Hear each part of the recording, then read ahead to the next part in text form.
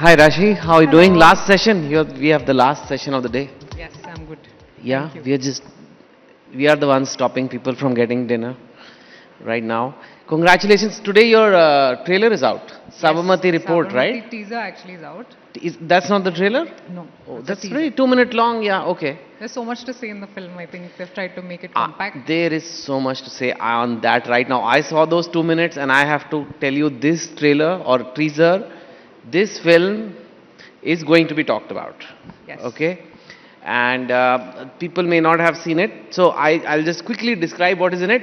It's basically Rashi and Vikrant Masi who are journalists and it's called the Sabarmati Report. It is on the Godhra incident that happened, the Sabarmati Express. Uh, I'm, by the way, closely connected to that. I wrote a book called Three Mistakes, which became Kai Poche, which was on that. But what was very interesting in the trailer was, of course, your performance was looking good. But I have to get in.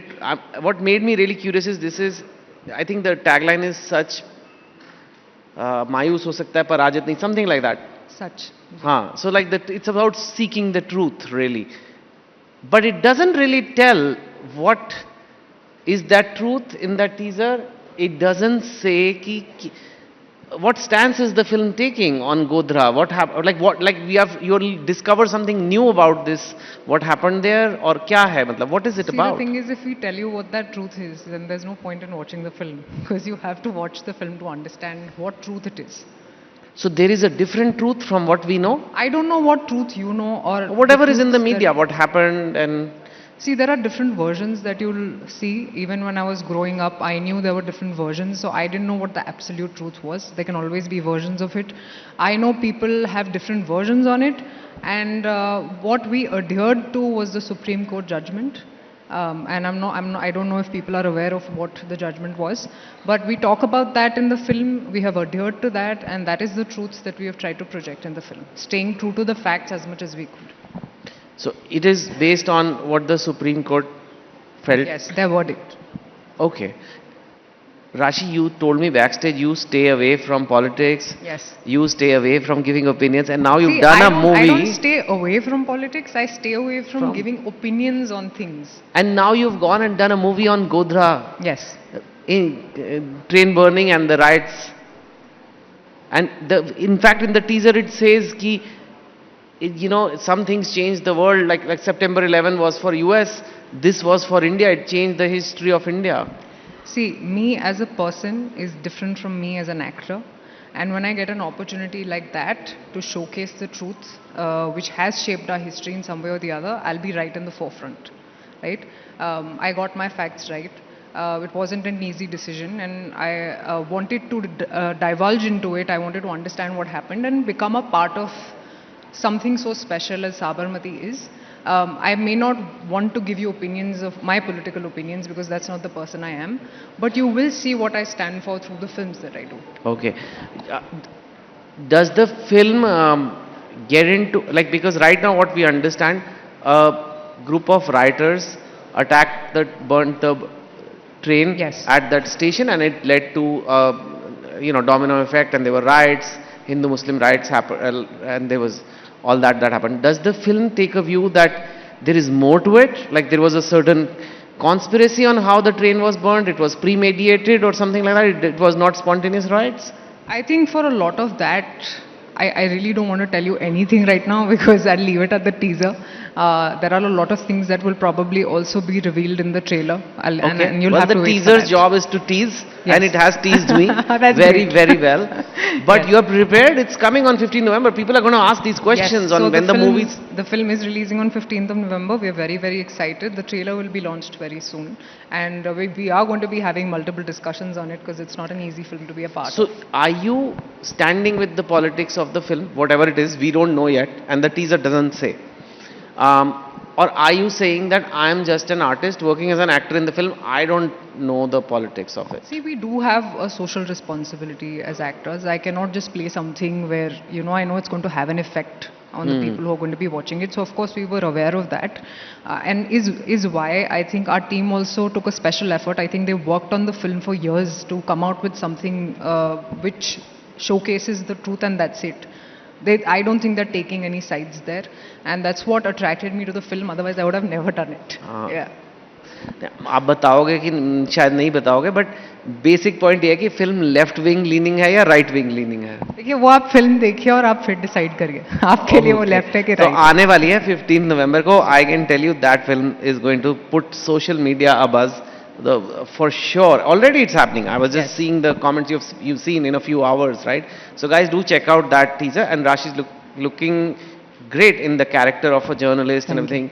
It was quite a dress down. Like today, you're in a made up and like in that trailer, you're looking very like a journalists are, right? They're not like going on with a lot of makeup and things like that. Do you have to dress down for the film? When you can see me as the character, my job is done.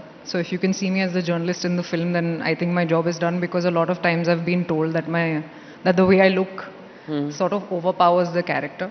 I'm glad that people are seeing that side of me where, there is an actor inside me, and I was given the opportunity to play a journalist, which is not very easy to get, honestly. Yeah, I mean, I almost couldn't recognize you from the trailer to this person, to look two different people. But that's great, right? Like we should be able to look different parts. हाँ. Now राशि, ये जो खन्ना नाम है, ये तो proper Punjabi होता है. एक जगह है खन्ना पंजाब में, and you are like the queen of Telugu, and of course you've done various languages. So how is that? Like how does that work? You're from Delhi, from what I understand. You're from Yes. Delhi, like West Delhi. I was born and brought up in West Delhi. Which is very Punjabi. Yes. I'm Punjabi too, so I'm very curious. And you're from Paschim Bihar. Yes. And you went to Lady Shri Ram College. Yes. Which from what I understand is one of the most selective colleges in India. What was your class 12 percentage? Okay, in those And what was times- the best of 4? I think best of 4 Yes. tha na? Haan. In those times, I got 91%, which was pretty decent. And my best of 4 was 94, and that's how I got into LSR. 94%. Yes. Okay, so my class 12 was 85, so you were ahead of me. That's And you were like the padhaku bachcha, Yes. right? You were Yes. topper and all? I was a front bencher, I was a topper, I topped my school, I topped my university. Yeah, so I was pretty तो good at फिर it. ये कैसे हो गया? जो देखिए, acting and all there this. is this favorite quote of mine which says that fate हाँ. leads the willing and drags the reluctant. And I was willing to surrender to fate. That's exactly what I did, because anything I planned in life didn't happen the way I wanted it to be, because I wanted to be an IAS officer and that didn't happen. You wanted to be IAS officer? Yes. Okay. Actually, I think, when you're growing up in a middle class family, you always want a secure job. That's your cushion. You look for it. You look for security. And my parents, I think, first I wanted to be a teacher at one point, then I wanted to be, a nanotechnologist, completely different from that. Then I wanted to be a copywriter. And then it was my father's dream that I become an IAS officer. And I was like, okay, why not? It's secure. I'm very good at this subject. Maybe I'll really flourish in this. But God had completely different plans. And I ended up becoming an actor. India में ना पापा के सपने और mummy के सपने पूरे करते करते लोग जिंदगी बिता देते हैं. But I think they were, my parents have been very supportive. I think they were the ones who said, okay, it's like, ja ji le apni zindagi type.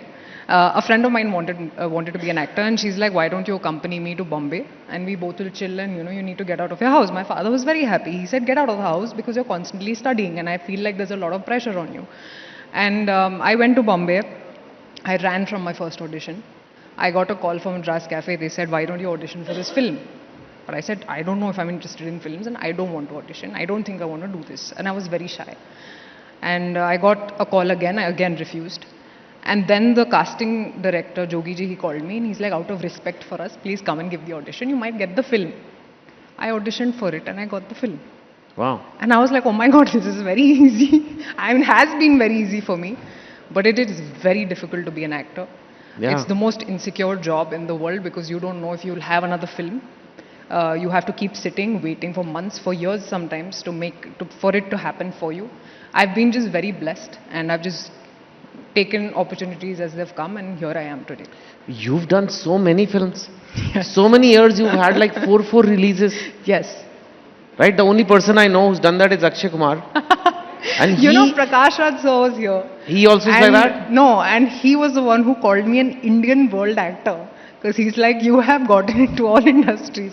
You've worked in all industries and you're still working. Everywhere there's a release coming of Rashi Khanna. See, I love working. I think I've just been fortunate enough for all the industries to have given me the kind of films that I have done. Yeah. So, from what I understand, Akshay is a workaholic. Yes. He's admitted it in many Yes. interviews. He wakes up at like 4 something, he works out, then he works. Because to release 4 films, you have to shoot those 4 films, do the promotions, do the dubbing, do the script. I mean, this is still, you're just working all the time. So, is that what your life was those years? Like you're just working all the time? I think even if you're working for 4 films a year, it's not that hectic because one film you finish in about 45 to 50 days. So it's not like you're constantly working. But when you're working, it's hectic. But 4 films a year is doable, quite doable. It's doable. Yes, very doable. Okay. I mean, there is Amir Khan who does 1 film in 4 years. So, there's all kinds I think of... they're slowed down now, but I think when they were working, they were also really into it because I remember I was working with Ajay sir in Rudra and he told me, and I asked him, how would you do so many films a year? And he said, I would barely sleep. Like I would sleep for 4 hours from one set to the other, from the other set. Because there are no timelines, like there's no timing when you're shooting. Like it's crazy time. It just goes on. So he just would keep going on and he said, this is the age, you have to hustle. And I'm like, yeah, I agree. So, you're a hustler? I am a hustler. You're a big hustler. What do you want? What do you want in life? Okay, I have another quote for this. Okay. You may choose as you want, but your wants are chosen for you. Okay. Yeah. So I don't even want things anymore because I'm like, okay, let me just surrender to life and whatever comes, the only thing that is in my hand is the response to it. Yeah. So, now, of course, the Telugu movies are very big. Films like Pushpa and all are like national films. But there was not so long ago, and even now a little bit is there, that this is regional cinema. And Bollywood is... Firstly, the Bollywood also comes from Hollywood, which itself is an irony. But Bollywood is the real cinema. Bollywood is the real national cinema of sorts because it's in Hindi. And I guess Hindi is the most spoken language. It is one of our languages, but it's the most spoken. Do you feel that sometimes? I mean, you in a way, like do you feel like, yaar, itna अच्छा काम कर रही हूँ, सब कुछ हो रहा है, but like I'm not getting the kind of pink villa coverage, or sorry, can I not mention another media? Delete. They'll beep it now. Or like I'm not getting those coverage in the gossip columns or paparazzi. Here, yes, but at the national level, maybe your talent, your work, your quality of your performance, it's not getting as much as it would have if it was in Hindi. And you've done a few Hindi films too, and of course web series. Do you feel that? And is that a sentiment that is there in the industry with actors? This isn't just about you. This is about everybody who's here. So what are you exactly asking me? That I'm asking you that do you feel that being dominantly in one regional cinema, you get treated unfairly? You don't get your due? Okay, honestly, I don't think any of the actors who are passionate about their job really seek fame is why they are actors. Oh, okay. So I don't think that their just keep it. Their idea in life is that, oh, am I spoken about? That's not the whole point of acting. The whole point of acting is being in that journey and reaching your audience, which South films do. We have extremely loyal fans, and I have loved being a part of South films, and I'm really happy that today, we call it Indian cinema and it's not North or South anymore. But I have to tell you, when I was growing up in the North, I had this idea of South films being all about singing and dancing. I was absolutely wrong. We have some really good films here. I didn't know a lot of films were remade in Hindi when I was growing up. There's so many films I saw. I only understood that, they were originally made in Telugu and Tamil, most of them. So I'm really happy that today people are talking about it more. But this sentiment is not there that, maybe it hasn't reached enough people. Because there is a whole... all these dubbed films that you see on YouTube, I think a lot of North people know me through those dubbed films. So there is a huge audience for it even in the North. It's not like they were not accessible to the Northern audience before. And I'm more known as a South actor in the North than I'm known as a Hindi-speaking actor in the North. Yeah. Right. Do you feel in general people go for ticketed movies less now? Because we have Instagram, we have YouTube Shorts, we have web series, we have OT. It's just, there was a time we were starved for entertainment. We had like Doordarshan and Vanchitrahar I don't know if you remember Chitrahar. No, I don't remember. I only know Doordarshan. Chitrahar is basically a government-approved playlist, Okay. Hmm. basically, which was so anyway. It was just 6 songs. They would show one movie, and then a good Bollywood film or any film comes on the big screen. It would be like a different level of entertainment. Today we are always distracted, and very very good films also sometimes. Some do very well, but very very good films also sometimes do not get an audience in the theater. People don't want to buy tickets. Sometimes they say the popcorn's too expensive. Sometimes they say parking's too expensive. Whatever it is, but the point is we have entertainment in our pocket now. Do you feel that it's there? I mean, of course, it's there. Like the ticketing public has reduced a lot, but I feel when some films do extremely well, there are some good films that don't reach those people and they wait for an OTT release. That is happening because I think there's a period of 28 days and then it just releases on OTT. A lot of my own friends say that, okay, we'll just wait for the OTT release. Why go and pay for the ticket? But I don't think that's something I'll have an opinion on right now because I think this is for the producers to talk about. They'll give you the actual story of what is actually happening because it affects them more than it affects any of us. Because if you see the film in the theater, you see it on OTT, you're still watching us. But they are the ones who are bleeding. Correct, correct. But you're also one of the industry leaders. It's not like I'll ask producers that question. You are not married yet, Yes. but do you plan one day to be married, have kids? Is that something you think about, or right Yes, now of it's course, hustle, hustle? I think about it. I do want to be married and I do want to have kids. I love kids. That's the phase in life that I would want to experience. And what are you doing about it? Well, you'll I know. mean, do you just think about it? Do you like one princess coming on a horse someday, or what is happening? I've never really spoken about that part of my life, and I don't think I would want to. Probably, I would get married sometime. Okay, And and the people will work know. is in underway for I mean, that. it's Okay. always in progress. But my real question is, can a woman have it all? Can she be happily married, have a wonderful family, be a great mother, be a great actor? Can a woman have it all? See, I can tell you this when I'm married, and I live that experience to tell you the actuality of the situation. But I think I know of women who are married, who have kids, and who are doing wonderfully well. So when I look at them, I'm like, okay, I can also do this. Yeah. Okay, so we'll wait Yes. for you to get some work-ex to answer that question. Instagram is a boon in many ways, and we are all kind of somewhat addicted to it. But it also is defining beauty standards now. There was a time where, you could only see the people in your village, and therefore you know that this is the best looking person in the village. Today you have not only Instagram, which shows you literally the 1 in a million people or 1 in 10 million people, and then you have Photoshop, you have AI, you have lighting, you have all kind of things. And beauty is like so big on Instagram, like that's the one that gets traction. I sometimes think about like a young Indian girl who's 12, 13, just starting out on Instagram. Simple, lives in a simple town. How does she get affected by it, and what should she make of it? And you are in the business which is partly about beauty. I mean, it is acting, but it is where people expect actors to be good looking, and they set the standard in terms of looks. So where do you think, how do you think a girl should see that? Because she sees only pretty girls get millions of likes. The girl who's becoming a scientist is not. The girl who's wants to be a doctor may not be visible on Instagram. So then maybe I also want to be attracted to this because this is what people like. This is what gets me likes. At that age, that's what you think.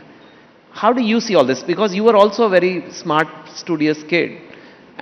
I was very anti social media when I started out and I was asked to be on Instagram. One, because I'm a very private person.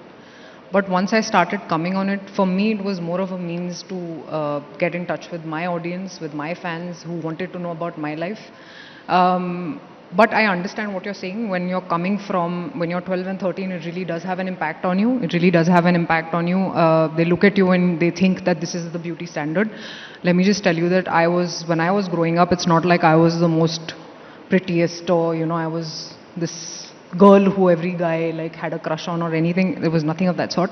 I always had self-belief in myself and I knew I would do well in life. That is what drove me. Now when you see Instagram, I think even girls are intelligent enough to understand that it is all photoshopped. Now we are in that place where they do feel insecure and they also try to Photoshop their own pictures. They want to look pretty because beauty attracts people. It can be as simple as a sunrise or it can be a pretty girl. So I don't blame them for wanting it, for wanting those likes. It's an environment we have created for them, the millennials who created these apps. They are just stuck, this generation that's coming up, not being able to understand what to do about it. All I can do as an actor is tell you that it is not what you see is not what is. It's not real. And I think most of them are aware of it. It's just driving the generation. And there's nothing but words that I can give to that generation, or just the fact that it's not just that drives your life. Just try being off it for a while and see when you're 21, 22 if you still feel like coming back to it, because that's not real life. You can still do so much more if you don't think you're pretty enough, you know. Yeah. There is talk, I don't know if there is in Telugu, but in at least in Mumbai, people think like, and there are even in the West actually, lot of people in show business get into substance abuse, alcohol, drugs, parties, which is, and then that almost always leads to very bad consequences later on in life. You told me you just sit at home and read books. Yes. Why do you think that happens? Are people who are in the fame business, do they constantly need highs? How do they get into, how can these people like suddenly do something like this where they are some of the most successful people? Aren't they happy? Why are they doing alcohol or drugs? And how do you keep your head on your shoulders and just do your work, come home, read books, sleep? So I'll tell you that not everybody can handle fame and money together. And when you get it, you think, okay, what next? Now you look for another high, right? You want to constantly keep looking for something which gives you a high. Some people sadly look for it in substances and they get addicted to that. I think my addiction is spirituality. I'm addicted to meditation. And that is something that keeps me close to who I am, and that keeps my shoulders upright. And I don't have to look for any other high, but I still feel it's a high, and it's a better high than anything else. I do know that a lot of actors get into it, but it is again their choice, and they're adults and their decisions. I don't necessarily think that's important at all. And is why I probably stay away from everything. I go work, I come back home, and I sleep. That's it. Yeah. Okay. Tell me about your spirituality and what meditation practice actually do you follow? Because someone might be watching this, they may benefit from it, right? So 2 years ago, I went with my mother to the Art of Living. I didn't know what meditation was. I always thought meditation meant focus on a point. But that's completely anti-meditation, because you don't focus on anything. You just let things go, which we are not able to as people. I did a silence program. I did a happiness program where they taught me how you meditate. There are these mudras that I do when for breathing exercises that I do. Then I get into meditation.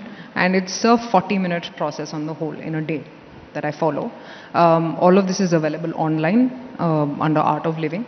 And there are really good teachers there who help you even through online classes, who can take you on that path, but you have to be willing. Yeah. So you do 40 minutes of meditation every day? Every day, yes. Yeah. How about your fitness and diet routine? Because that's big for people. I am too disciplined. And my parents often wonder how she is like this, because, nobody in my family is as driven as I am. They are Punjabis. Punjabis eat, No, I eat moderately, but I work out every day. I think my mother always used to tell me that your body is a temple. So look at what you're feeding it and take care of it. Take care of yourself. Yeah. What is your workout routine? And it's because I know young people always want to know, should they do cardio, should girls lift weights or not lift weights? I lift very heavy weights, and that only happens. Nobody can tell looking at this, but that's what. There's a lot of hard work that goes into it. But I have to tell you this, that every body is different. So cardio might work for you, it might not work for me.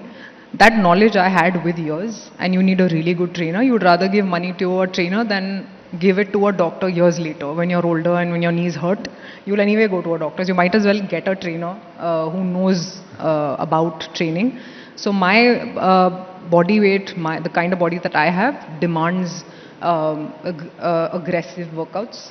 So I work a lot on, I do a lot of weights and body weight training. Yeah.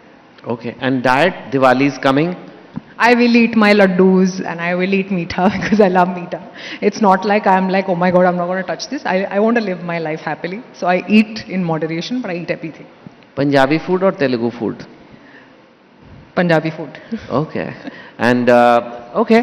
Well, Rashid, you've been very candid and very open. You said like you don't normally share too many things, but Yes. you were very open. Thanks for all Thank you. the things that you shared with us. We wish you all the best. Thank you. Now be prepared, because this Sabarmati report, you'll get questions like you never had before. That's fine. Is this your first political movie? Sort of. Yes, yes. I'm in Madras Cafe a little bit, but Yes. this was the big one. Okay, wish you all the best for Thank that. you so much. And Thank with you. that, we end the Southern Summit. Thank you so much. Thank you. Thank you, guys.